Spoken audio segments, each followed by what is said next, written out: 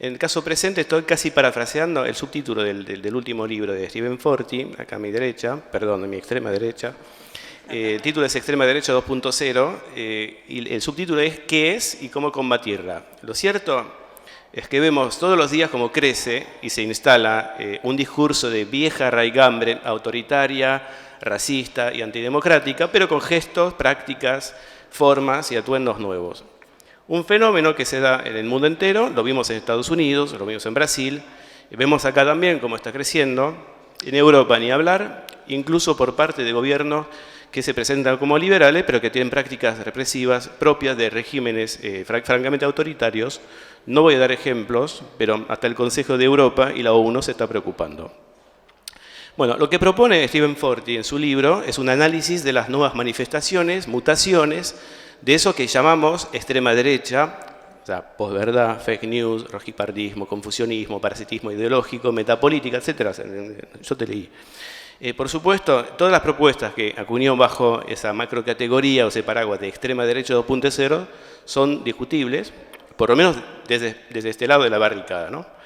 Pero bueno, para hacerlo, invité a dos colegas que están muy acostumbrados a discutir ideas y avanzar en el análisis político, y confío en que van a poder complejizar la propuesta de Stephen con una mirada más centrada, tal vez, en la experiencia argentina y latinoamericana. El rojipardismo, doy un ejemplo, el rojipardismo putinófilo, por ejemplo, es algo distinto aquí que en Europa. Bueno, presento a nuestros invitados. Stephen Forti es historiador, enseña historia contemporánea en la Universidad Autónoma de Barcelona. Ha estudiado y publicado mucho sobre los fascismos, los nacionalismos, los populismos de derecha y la extrema derecha, las extremas derechas.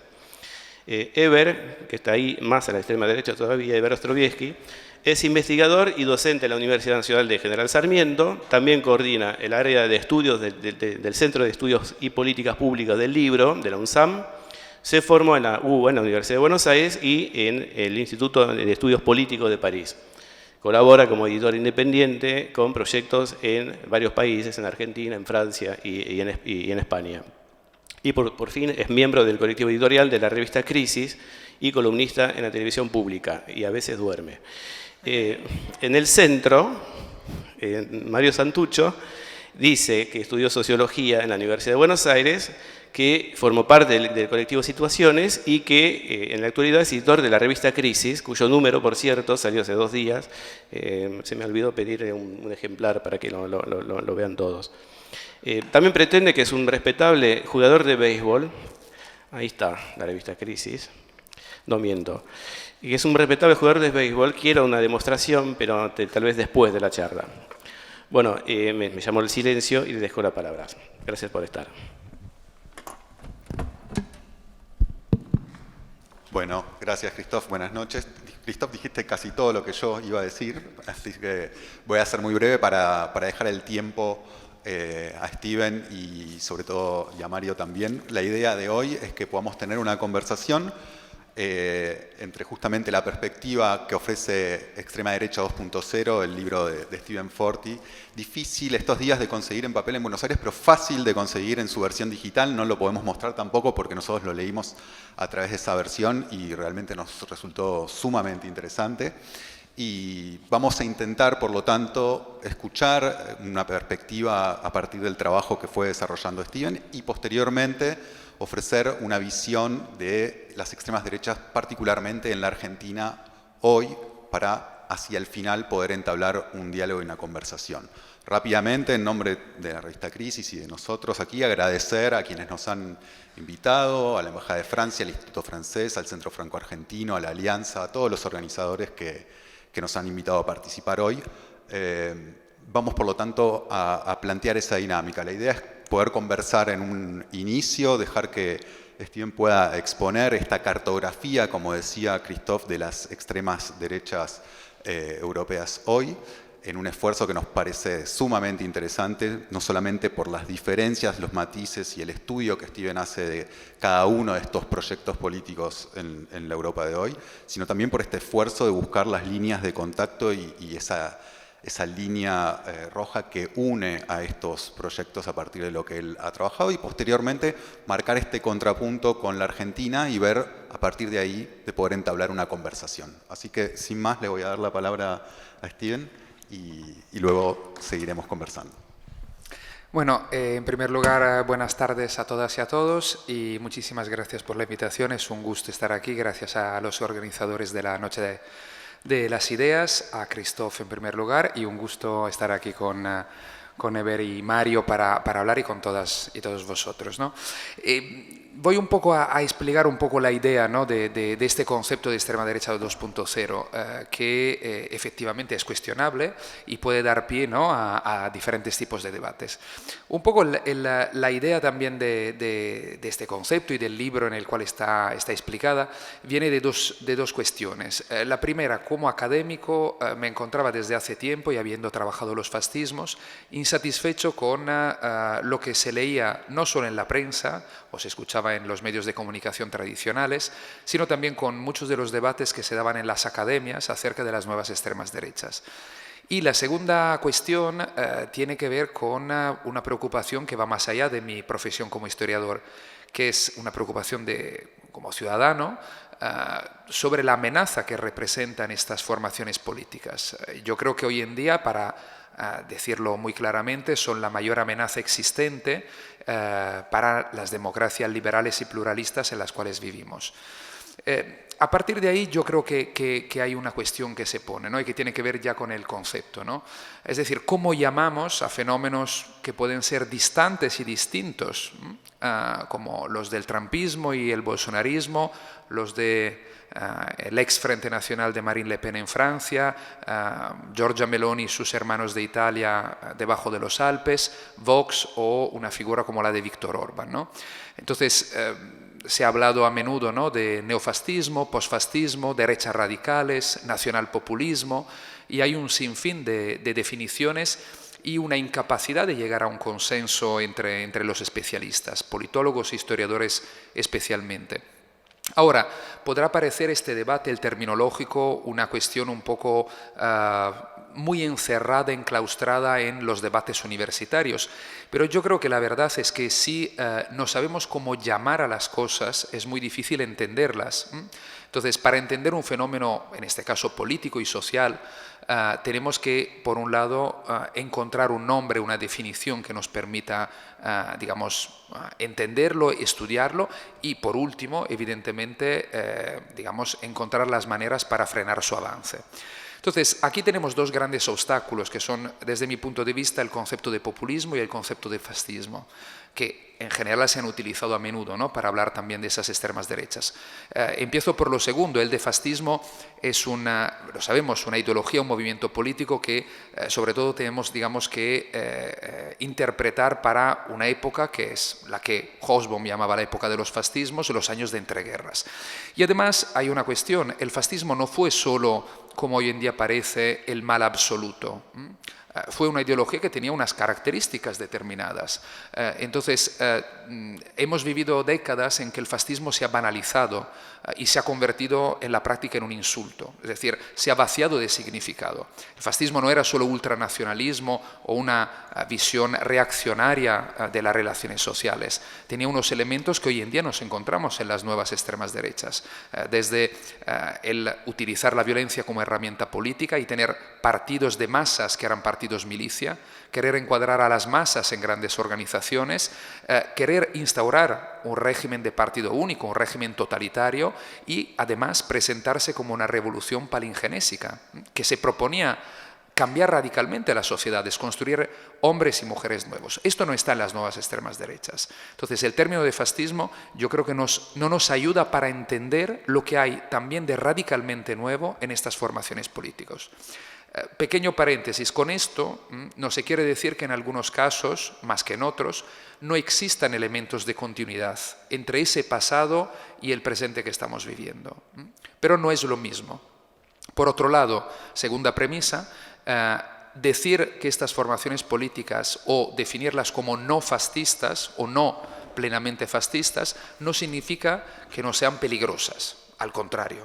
Tenemos de quitarnos, yo creo, de la cabeza que lo más malo posible es el fascismo. Es decir, puede haber muchas, digamos, amenazas a una sociedad pluralista, a los derechos humanos, al Estado de Derecho, sin que por esto tengamos que hablar de fascismo.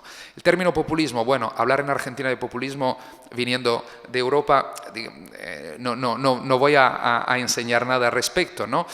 Pero sencillamente hay un gran debate sobre lo que es el populismo en los ambientes académicos. Hablar de populismo como de una ideología a mí me parece poco acertado. Más que una ideología, el populismo, y simplificando mucho un debate más bien más complejo, es una estrategia política, un estilo de hacer política, una retórica. Y hoy en día vivimos en una época en que el populismo lo empapa todo. Entonces, ¿esto quiere decir que las nuevas extremas derechas no son populistas? No, claro que son populistas, pero como también otros actores políticos lo son. Y entonces el populismo no es un concepto que nos ayuda, yo creo, a entender de por sí las nuevas extremas derechas. Y por último, hay un concepto que circula mucho, que es el de derechas radicales. Y a mí me parece un concepto que no me satisface. Por dos razones. Uno, porque instaura una simetría equivocada con la que se conocen como izquierdas radicales, que la gran diferencia es que estas últimas, las izquierdas radicales definidas así, no se proponen vaciar desde dentro la democracia, sino que podemos estar de acuerdo o no con lo que plantean, pero lo que plantean es llenar de contenido social las democracias existentes, mientras que la extrema derecha se propone justamente vaciarlas y, atención, hago un spoiler con lo que quería cerrar, su principal objetivo, tras haberse normalizado, que es algo que ya han conseguido, y viralizar su discurso, es el de instaurar tipos de gobierno que son democracias iliberales, que puede ser considerado un oxímoron, pero es de la definición que dio el mismo Víktor Orbán, y que quizás una definición más correcta es la de un régimen híbrido, como se llamó la Hungría de hoy en día en diferentes informes elaborados en los últimos años, un régimen híbrido de autocracia electoral. Y por otro lado, el término de derecha radical entonces no me parece satisfactorio, porque aquí puede ser un tema de gran debate, ¿no? Puede ser considerado democrático un sistema político, un gobierno, un régimen que no considera el pluralismo como un valor. Esa yo creo que es una pregunta clave, ¿no?, que tenemos que ponernos. Dicho lo cual, extrema derecha 2.0, ¿por qué? Puede ser visto como una provocación, y en parte lo es, pero quiere remarcar la novedad de este fenómeno político o los muchos elementos de novedad que encontramos en estas formaciones políticas. Quiere remarcar un tema clave, yo creo que es la importancia de las nuevas tecnologías. Las nuevas tecnologías no explican únicamente por qué Trump gana las elecciones, pero está claro que en la viralización de estas ideas políticas, en su normalización, las Internet y las nuevas tecnologías, las redes sociales, han tenido un papel muy importante que estas extremas derechas han entendido antes y mejor que los demás. Y aquí se añade otro elemento, si queréis, que es además un tema que va mucho más allá de las extremas derechas, es un tema desde mi punto de vista muy preocupante, que es el de lo que nos mostró el escándalo de Cambridge Analytica, es decir, la perfilación de datos. La batalla de los datos es una de las grandes batallas de la actualidad, aunque no queramos verla.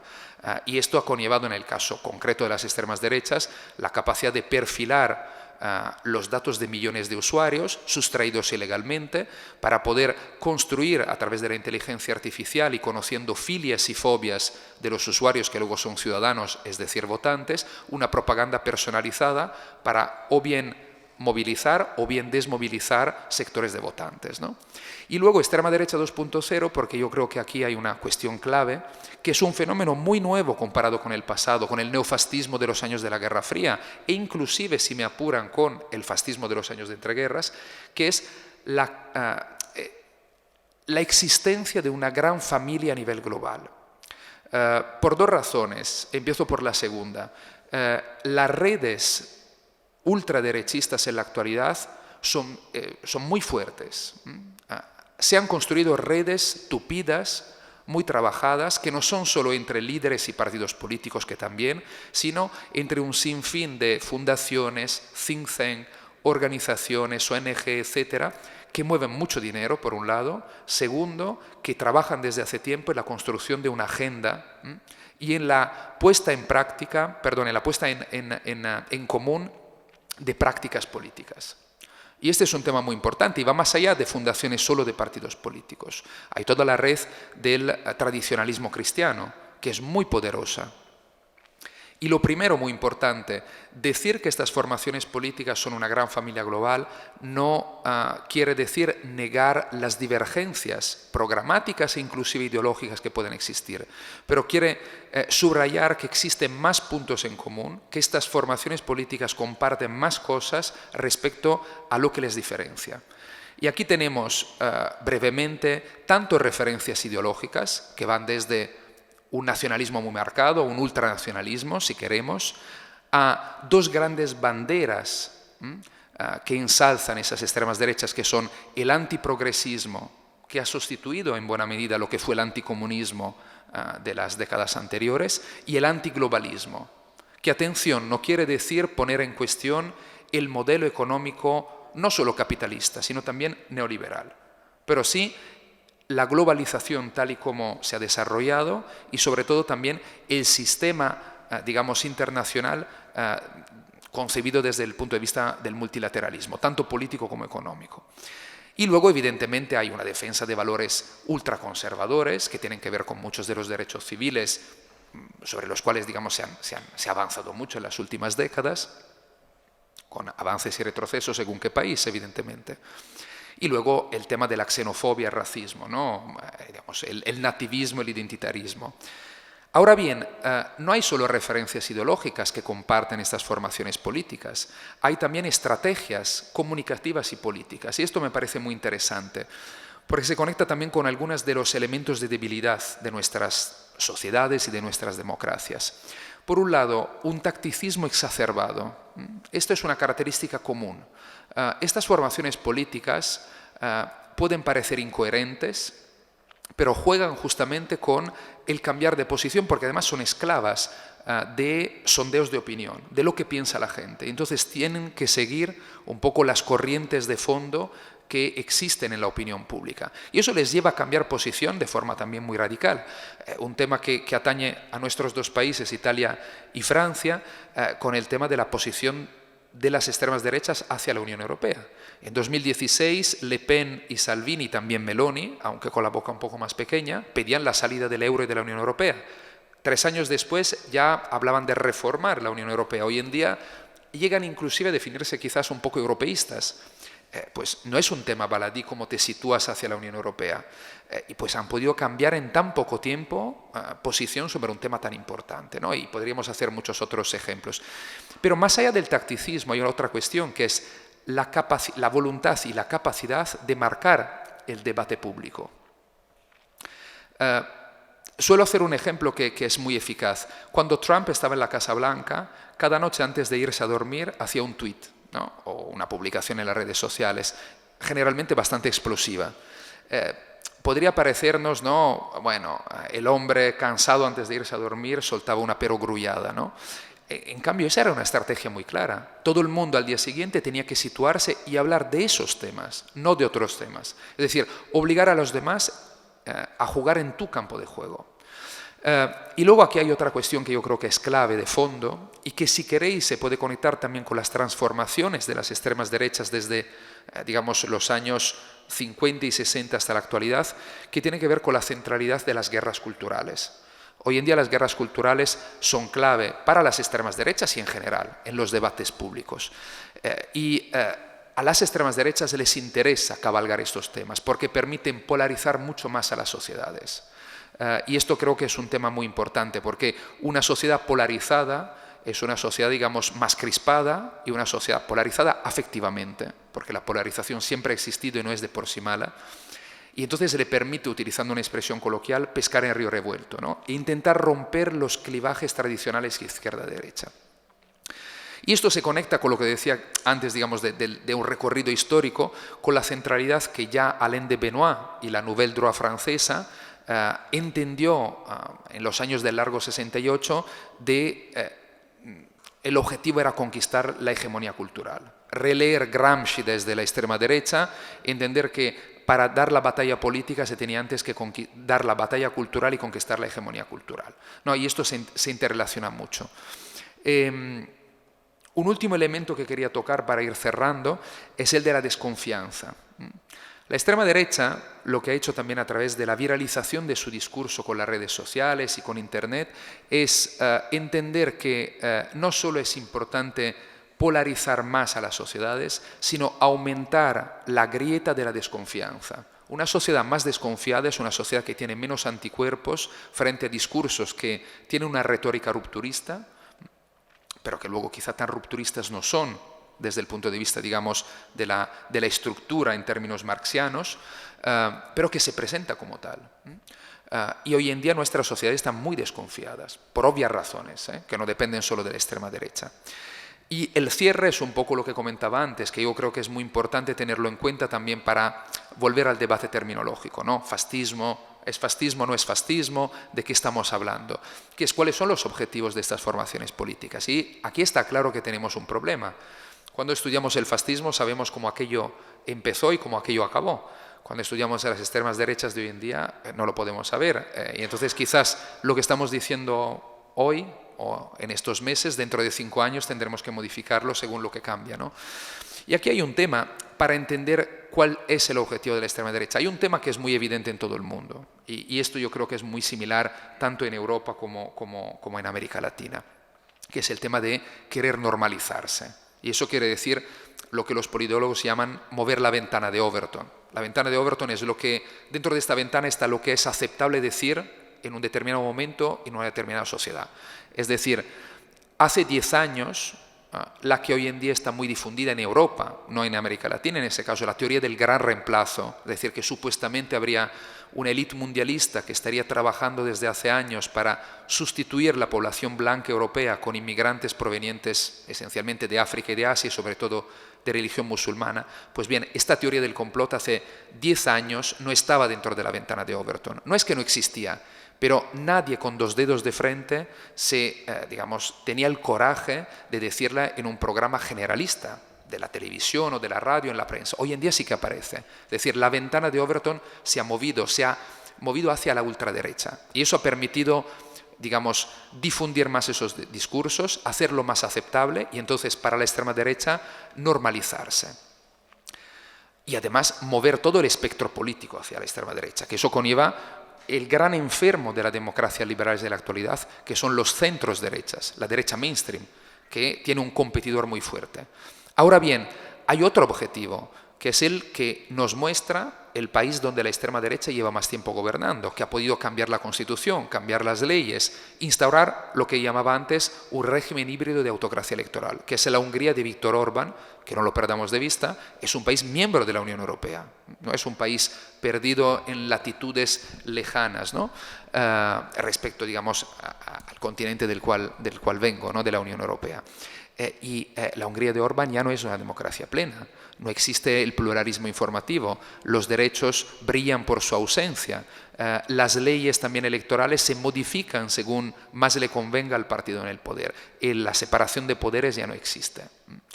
Y entonces podría parecer, y aquí cierro de verdad, exagerado decir Hungría es el modelo. No, Hungría es el modelo de verdad, y no solo porque, digamos, es mi opinión, sino porque todos los miembros de estas formaciones de extrema derecha, inclusive los latinoamericanos, empezando por ejemplo por Casta, han viajado a Hungría, tienen relaciones con Orbán y van ahí sobre todo para estudiar cómo se hizo lo que se consiguió hacer en los últimos 13 años de gobiernos de Orbán en Hungría.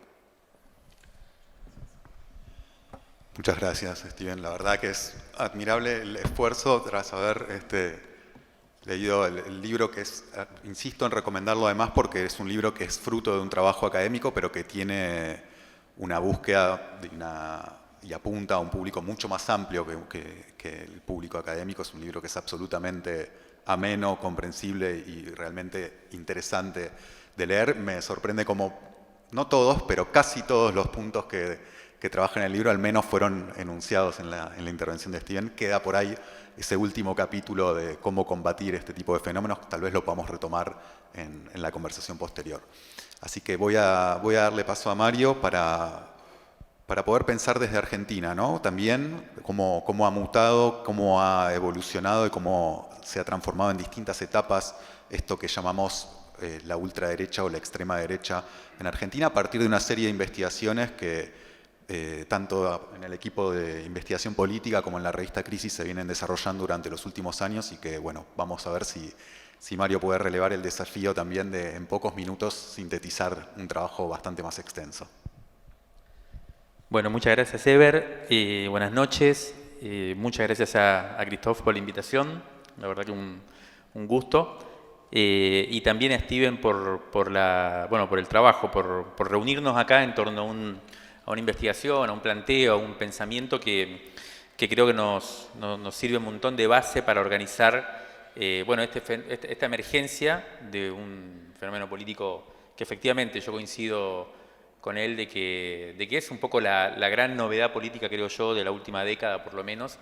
Y yo diría algo más porque, a ver, leímos el libro con Ever, la verdad que nos pareció muy interesante. Originalmente la idea era conversar un poco sobre el libro, pero me parece también que nosotros, como decía Ever, desde la revista Crisis, venimos construyendo un equipo de investigación política y todo un mecanismo de investigación colectiva que viene trabajando, por ejemplo, en este caso, sobre la ultraderecha. Acá en Argentina, nosotros llamamos así, bastante cercano a la extrema derecha que plantea Steven. Y entonces la idea era tratar de presentar un poco lo que venimos viendo, ¿no? Algo publicamos ya en la revista, en la versión digital, pero la verdad que esa investigación ha avanzado y tenemos una cantidad de elementos que no hemos publicado todavía y que por ahí queríamos compartir, pero tratando de, en todo caso, sí ir dialogando con el libro de Steven a medida que vamos avanzando con el planteo, para no hacerlo tan largo. Primero, el punto de partida, esto que decía ya antes, ¿no? Yo creo que el gran dilema que tenemos hoy es que esta extrema derecha muestra una vitalidad cada vez mayor. Nosotros acá lo estamos viendo, ¿no? En Argentina, en estos meses, en estas semanas, vemos cómo esa vitalidad se despliega. Y esto no es meramente por una serie de técnicas, de mecanismos, aunque también, por supuesto, vamos a meternos con eso, pero tiene una causa más profunda, que tiene que ver con, a mi parecer, la extrema derecha es el movimiento político que hoy concita la iniciativa histórica. Yo creo que esto es lo primero que tenemos que darnos cuenta, digamos. Y ahí yo traería a colación una pequeña discusión que aparece en el prólogo del libro, que es escrito por Enric Juliana, un intelectual catalán bien interesante, que plantea una comparación con el siglo XX, con la emergencia de los fascismos a comienzos del siglo XX, y cierra el prólogo con una cosa provocadora e interesante que yo creo que a mí, yo ahí tengo un matiz, una pequeña diferencia, pero me parece interesante como provocación, ¿no? Lo que plantea Juliana es que el fascismo tiene como una de sus causas fundamentales en el siglo XX la emergencia previa del comunismo, ¿no? Y la Revolución Rusa en el 17 como el gran fantasma que venía a atemorizar a las sociedades europeas, occidentales y a los poderes, ¿no? A los poderes económicos de Europa y demás. Y al emerger el fascismo es utilizado de alguna forma por el establishment en aquel momento europeo para contrarrestar al comunismo y entonces tendría como el fascismo tendría como una especie de existencia secundaria, ¿no? Su razón tiene que ver con combatir o contestar a la verdadera emergencia política que era en ese momento el comunismo. Bueno, esta hipótesis algo de razón tiene, pero a mí me parece que no es tan así. Y yo creo que ahí aparecen dos pensadores que creo que es muy interesante, nosotros por lo menos lo hemos estado revisitando en estos días, en estos meses, que son Antonio Gramsci y José Carlos Mariátegui, el peruano, dos marxistas que en ese momento estaban pensando en la emergencia del fascismo y yo creo que lo hicieron con una especial originalidad, en gran medida porque tomaron al fascismo como una especie de movimiento análogo, isomorfo, diría yo, a la emergencia del comunismo o de la posibilidad de una revolución socialista, ¿no? En muchos casos, no nos vamos a meter con eso, pero había una especie de secreta admiración, creo yo, en los textos de Mariátegui y de Gramsci, encontrando en ellos un rival o un enemigo muy potente porque tenía algo en común con el comunismo, que era que ambos se enfrentaban al verdadero poder y al verdadero motivo de la crisis histórica que se estaba viviendo en ese momento, que era la crisis del liberalismo y de esa gran promesa liberal que era el desarrollo capitalista, la sociedad integrada y demás, que había sido un gran fracaso, se había visto con las guerras mundiales, y entonces frente a eso emergían movimientos de contestación muy grandes.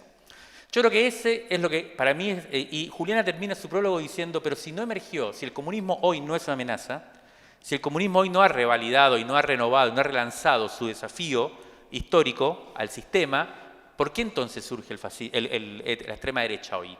¿Por qué surge? Si no tiene a esa causa real. Bueno, a mí me parece que acá se muestra cómo en realidad el gran problema que tenemos hoy es doble. No es solo que la extrema derecha aparece con una gran iniciativa histórica porque es la que está expresando un malestar muy fuerte frente al orden existente, como bien decía Steven, con sus tres causas, bueno, la globalización y una cantidad de cosas, sino que además no existe la alternativa de izquierda, de justicia social, de horizonte comunista, y entonces, por lo tanto, con más potencia y con más fuerza termina expresando ese malestar este movimiento histórico que le llamamos extrema derecha.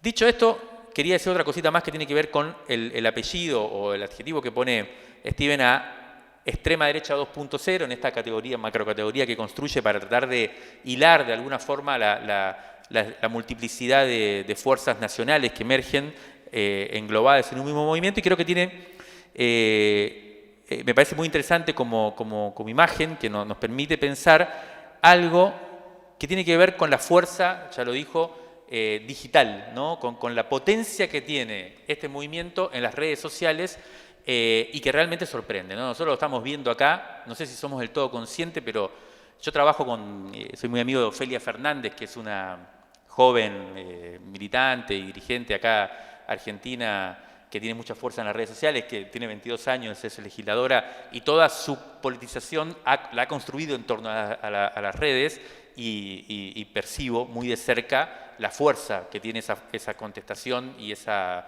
potencia de la derecha en las redes y su naturaleza violenta, ¿no? Y su capacidad de neutralizar y de acallar bueno, las voces más interesantes que emergen, ¿no? Entonces, este es un elemento que yo lo voy a dejar ahí, pero que no lo hemos pensado del todo, creo que merece ser trabajado en sí mismo. Nosotros lo vimos con mucha claridad en Brasil, sobre todo con la emergencia de Bolsonaro, y ahí dejo solamente algo que nos decían compañeros de Brasil, en este caso del MST, que también hacen investigación política allá del Movimiento Sin Tierra, y que nos decían que ellos creen que esa potencia que tienen los movimientos de ultraderecha en Brasil en las redes, tienen que haber estado motorizada de alguna forma por un apoyo tecnológico trascendente, que va más allá de la fuerza que puede tener cualquier grupo civil o grupo político, digamos, común. Ellos, está la gran hipótesis de que estaban estas redes internacionales brindándoles sostén, Bannon, bueno, lo que también decía Steven y que yo creo que es muy importante, toda esa articulación global, que también es otra de las grandes ventajas o de las grandes conquistas que tiene este movimiento de ultraderecha. Pero también, y esto lo quiero dejar sentado, tenía la pregunta de si no habían tenido cierto apoyo militar de ciertos dispositivos de ingenieros de las Fuerzas Armadas brasileras para construir esta fuerza en las redes. Bien, paso entonces a la Argentina, en la cual esto funciona como trasfondo. Nosotros lo que venimos viendo en Argentina es que se han superpuesto o se han sucedido 3 olas de emergencias de la extrema derecha en los últimos pocos años. Para hablar con el lenguaje incluso de Álvaro García Linera, ¿no? Las olas que en este caso son de la reacción y de las fuerzas de derecha. La primera que apareció muy clara y ahora casi la olvidamos es la emergencia de lo que yo llamaría la reacción evangélica, ¿no? Que fue por allá por el 2000, cuando fue la primera gran movilización para lograr la legalización del aborto de la IBE, eso fue en el 2018, si no recuerdo mal, que fue una gran movilización y la manifestación más fuerte del feminismo en las calles, con una gran lucha nacional, callejera, en todos lados, para lograr la legalización del aborto, y apareció una reacción, una contraofensiva muy grande por parte del movimiento evangélico que venía creciendo de manera solapada durante mucho tiempo y que de repente apareció con 2 características muy fuertes, yo diría. Una capacidad muy grande de movilización popular, ¿no? Que mostraba la penetración y la capilaridad que habían logrado los sectores populares, esas redes del movimiento evangélico, Y lo segundo, a partir de esto, una gran capacidad de incidencia en el sistema político, con técnicas que después aparecen mucho en los congresos estos internacionales que se hacen, pero que son de incidencia, ¿no? Que tienen capacidad de influir sobre los legisladores, sobre el sistema político, y que efectivamente lograron ese año que el Senado, que es el poder más conservador legislativo acá, votar en contra de la ley y paralizara por un tiempo esta posibilidad y este intento de conquista. Esa fue la primera gran oleada, diría yo, de reacción de la ultraderecha. Emergió, nos preocupó a todos y a todas, y de repente se difuminó. Y al año siguiente vino la elección nacional, ganó el progresismo, ganó Alberto Fernández, y todo eso quedó como, aunque sirvió también, y esto después lo podríamos ver también, pero sirvió como el sostén de la movilización del macrismo en la segunda vuelta, después de haber sido derrotado por paliza en las PASO. Hizo una gran elección en la elección general, y eso fue en gran medida a partir de un recorrido nacional que hizo Macri, sostenido en estas bases evangélicas que estaban difuminadas en el territorio y que ya se habían movilizado el año anterior. Segunda gran emergencia, la experiencia electoral libertaria, ¿no? Esta la venimos viendo también, apareció con mucha fuerza hace 2 años, en el 2021, emergió con tremenda potencia y no ha dejado de consolidarse, y aparece como una amenaza muy fuerte para esta campaña electoral que viene ahora, y que tiene sus características propias. No vamos a entrar en ella, muy distinta a lo evangélico, tanto desde el punto de vista, diría yo, ideológico como estético incluso, y sin embargo se han empezado a entrecruzar, y sobre todo han tenido lo que vos ya planteabas también, Steven, que es una gran influencia en la centro-derecha, en lo que se podría llamar la centro-derecha macrista, Juntos por el Cambio, logrando que aparezca con mucha fuerza un sector de esta derecha más tradicional o más liberal, o no sé cómo llamarla, esta centro-derecha, que se haya se haya acercado a ultraderecha con Patricia Bullrich como gran referente, incluso dejando la posibilidad de que esta coalición opositora sufra una ruptura para generar un gran bloque muy competitivo de ultraderecha en las elecciones, que es también hoy uno de los grandes fantasmas que recorren el escenario electoral.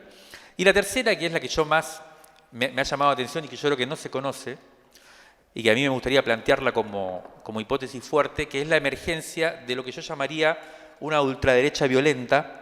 La verdad que tendríamos que encontrar un mejor nombre, pero que se suele llamar como neonazi, y creo yo que así como no está bien llamar a todo este movimiento fascista, tampoco es preciso nombrar a estos grupos como neonazis, aunque haya influencias neonazis en muchos de ellos. Y son los que han decidido, incluso de manera crítica contra los que aparecen como opciones electorales bastante competitivas, y han decidido que el paso a la acción violenta es lo que corresponde al momento, ¿no? Y son gente como mucho más apuradas y con esta idea de la acción directa.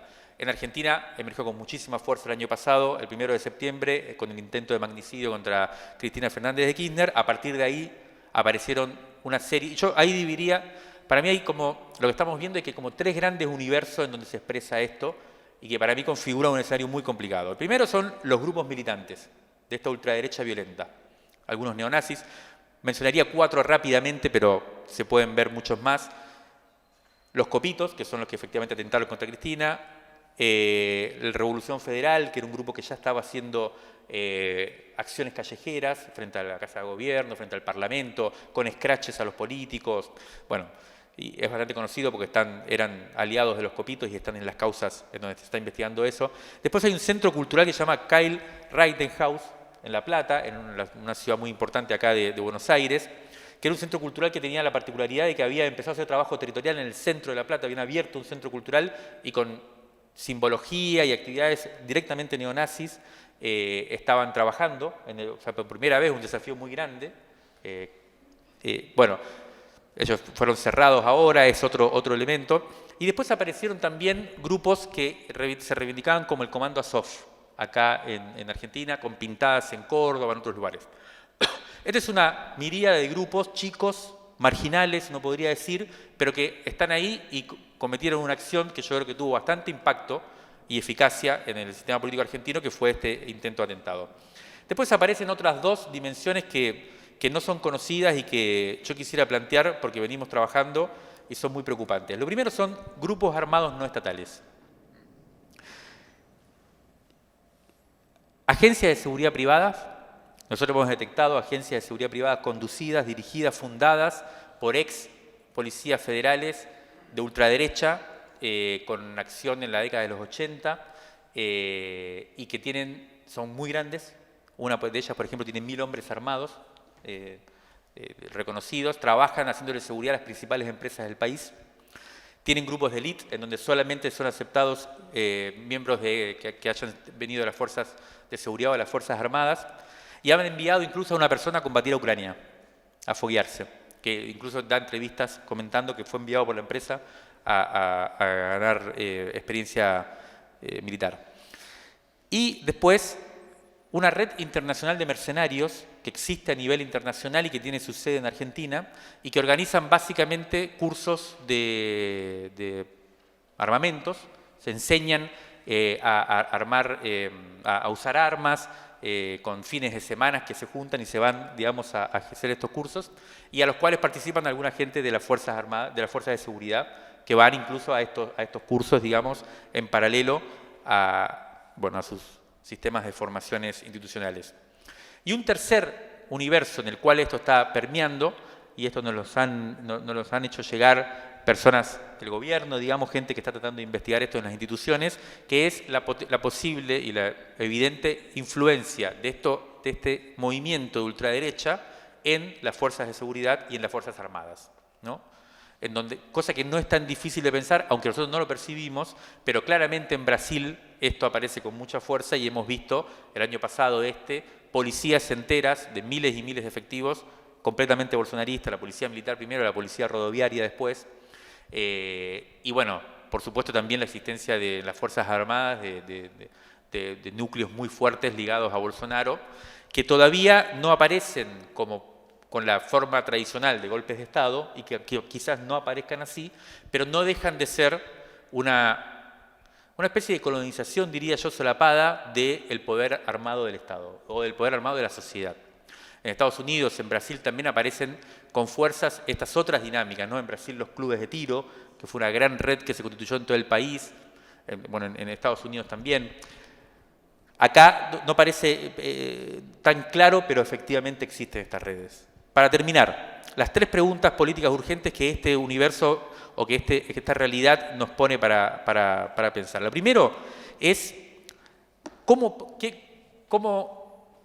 sucede que de repente en ciertas hegemonías, en ciertas coyunturas, aparecen hegemonías que logran articular y componer estas fuerzas tan heterogéneas, como decía Steven, distantes y distintas, ¿no? Y de repente se reúnen en una coyuntura determinada para construir una hegemonía. Eso fue lo que pasó en Brasil con Bolsonaro, que logró reunir también los sectores evangélicos, los sectores neoliberales de la Escuela de Chicago, con sectores de las Fuerzas Armadas, y de repente construir una hegemonía que logra llegar al gobierno y iniciar un movimiento histórico que tiene como horizonte o como destino la Hungría de Orbán, por ejemplo.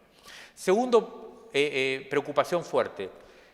¿Puede operar esta especie de poder armado muy fuertemente politizada por la ultraderecha en momentos críticos de conflicto social o de crisis que en Argentina, como sabemos, aparecen en determinados momentos y en donde aparece una lucha callejera muy fuerte?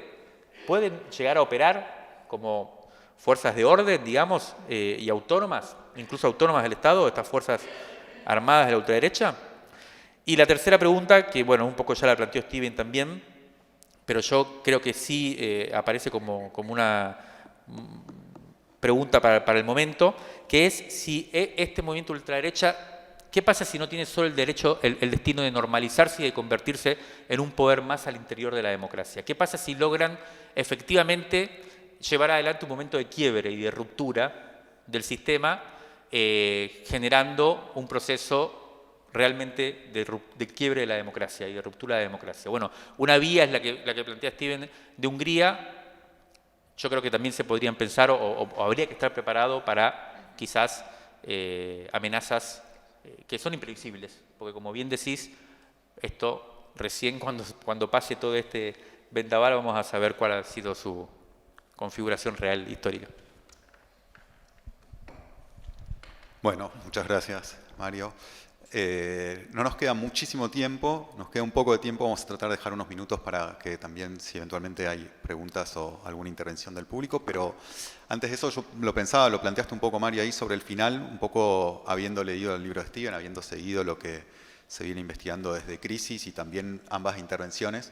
Creo que en esto último que vos señalabas hay un punto que es interesante y que me gustaría también escuchar a Steven y también a vos un poco sobre eso, que es que mi sensación es que, y corregime, Steven, por supuesto, es que la amenaza, al menos en el corto plazo que vos planteás en el libro, justamente el peligro mayor es esta normalización a la cual asistimos desde hace mucho tiempo. Vos analizás muchísimos casos, sobre todo europeos, el caso de Italia notablemente, pero también de otros países donde, bueno, vemos que hay una normalización de estos fenómenos, un corrimiento de la agenda hacia la derecha y una destrucción, digamos así, de la esfera pública donde el debate democrático sea posible a través de esta capacidad 2.0, digámosle así, de la extrema derecha. Y como contrapunto de eso, veo un poco lo que señalaba Mario, tomando el ejemplo de Brasil, pero también de lo que está sucediendo en Argentina, como un peligro de corto plazo diferente, que es este peligro de encarnación posible de la ruptura desde estos fenómenos de extrema derecha. Entonces, la primera pregunta que yo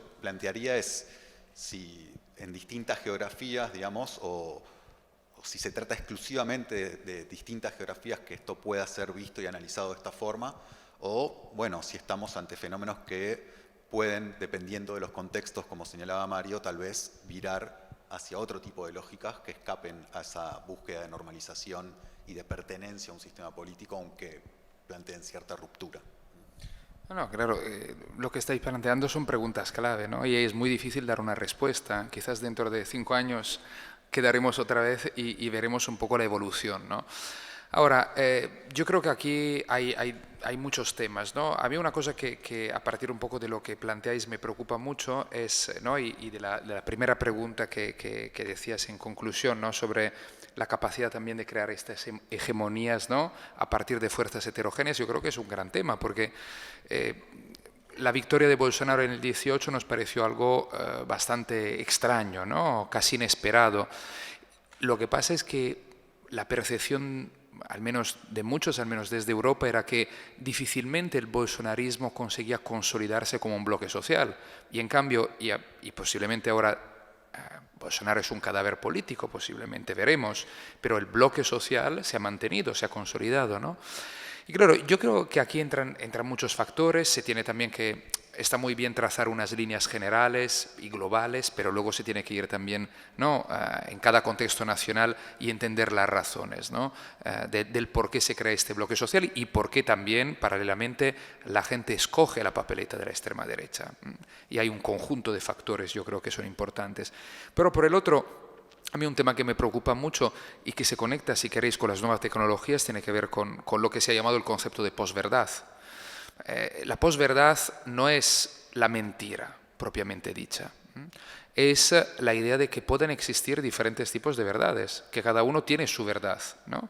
Y entonces, si perdemos de vista la existencia de un único concepto de verdad, es que nos falta una base sobre la cual poder discutir, debatir, ponernos de acuerdo y llegar a compromisos. Y además esto, ¿no? Hay una famosa frase de Alexander Dugin, ¿no? Que no es el Rasputin de Putin, pero digamos es una figura que ha tenido un papel ciertamente nada desdeñable, ¿no? en la Rusia, digamos, postsoviética, que es los hechos no existen, existen solo creencias. Y claro, esta idea es algo realmente, yo creo, muy preocupante para la supervivencia de regímenes democráticos, ¿no? Sanos, pluralistas. Y además eso se conecta con otra cuestión, que es mantener una idea de que existe una realidad compartida, ¿no? Antes lo estábamos hablando antes de la charla, ¿no? A mí me ha chocado mucho esa imagen que imagino que más o menos se conoce y que habréis visto, una noticia de diciembre en Brasil, en Porto Alegre, un par de centenares de partidarios de Bolsonaro que se juntaron en una plaza una noche y se pusieron un móvil en la cabeza para supuestamente conectar con unos alienígenas y llamarles para que vengan a liberar Brasil de la futura nueva dictadura del Partido de los Trabajadores, ¿no? Bueno, nos hace reír, ¿no?, una cosa de este tipo, es esperpéntica, pero claro, de fondo aquí hay una idea que no compartimos una misma realidad con esas personas. Y la difusión también de las teorías del complot tienen mucho que ver con esto. Y esto es algo, yo creo, que nos explica también la capacidad de tejer a través de las nuevas tecnologías, de la pérdida de centralidad del pensamiento crítico, la capacidad de tejer, ¿no?, estas redes y este bloque, ¿no? Y luego quería añadir dos cosas muy rápidamente, porque sé que tenemos poco tiempo. Una es una cosa que decía sobre el fascismo y comparto contigo. No podemos resumirlo solo a una reacción al comunismo, ¿no? Ahí hay de fondo todas las transformaciones que vienen desde finales del 19 de lo que es el nacionalismo, ¿no? Un nacionalismo exacerbado, un nacionalismo xenófobo, ¿no? Maurras, l'Action française, y luego las declinaciones que tiene a nivel nacional. Pero por otro también hay otra cuestión, ¿no?, que es fascismo y comunismo como dos, digamos, propuestas radicales, si queremos, pero de integrar a las masas en la sociedad, que es la gran cuestión clave que hay en la primera parte del siglo XX en el mundo, ¿no? Y la otra cuestión que me parece absolutamente clave tiene que ver con una cuestión, las alternativas existentes. Aquí estamos hablando de extrema derecha, pero evidentemente hay también dónde está la izquierda hoy en día, las izquierdas en plural, ¿no? Y aquí hay una cuestión que es clave, que es qué modelo de sociedad alternativo está proponiendo la izquierda, más allá luego de la capacidad de realizarlo realmente. Pero está claro que hasta el 89-91 existía un modelo alternativo, más allá luego de lo que se puso en práctica en los países del socialismo real, pero existía. Y eso permitía no solo mantener y tener, digamos, un horizonte de esperanza, que es clave. Hoy existe un horizonte de esperanza alternativo a el de las democracias liberales en un sistema, en un marco capitalista, que tenga una correlación de fuerza posible, más allá de existir como alternativa utópica. Esas siempre existirán. Y la otra cuestión clave es que no solo de comer vive el hombre, sino también de pasiones, y aquí es la alternativa, el horizonte de esperanza, para contrarrestar ese discurso también rupturista de la extrema derecha, quiero decir. Pero la otra cuestión que es clave es la capacidad de forjar una comunidad, una idea de comunidad, una comunidad donde se comparten cosas. La extrema derecha, a su manera, y aquí vengo en la capacidad de forjar estos lazos entre bloques distintos, propone una idea de comunidad. Que luego sea falsa o no lo sea es otra cuestión, pero lo propone. Y ahí junta a evangélicos, junta a sectores conservadores más tradicionales, junta a muchas otras personas, ¿no? En la izquierda creo que falta cada vez más esa capacidad de crear una comunidad, ¿no? Esas redes comunitarias, esos lazos, pero también una idea, un sentido de comunidad, que es compartir unos valores, compartir una idea de futuro. La idea de futuro es lo que falta en la actualidad, ¿no? Y creo que ahí quizás son algunas ideas que pueden ayudar un poco a pensar también las preguntas que tú planteabas. Bueno, gracias. Podríamos estar discutiendo, yo creo que horas, y lo vamos a seguir haciendo, pero afuera, porque nos tenemos que ir, nos tenemos que ir, porque si no nos quedamos todo el fin de semana acá encerrados. Así que bueno, gracias a todos por venir, gracias a usted. Bueno, no sé si es muy esperanzador, pero bueno, vamos a seguir en la lucha. Gracias.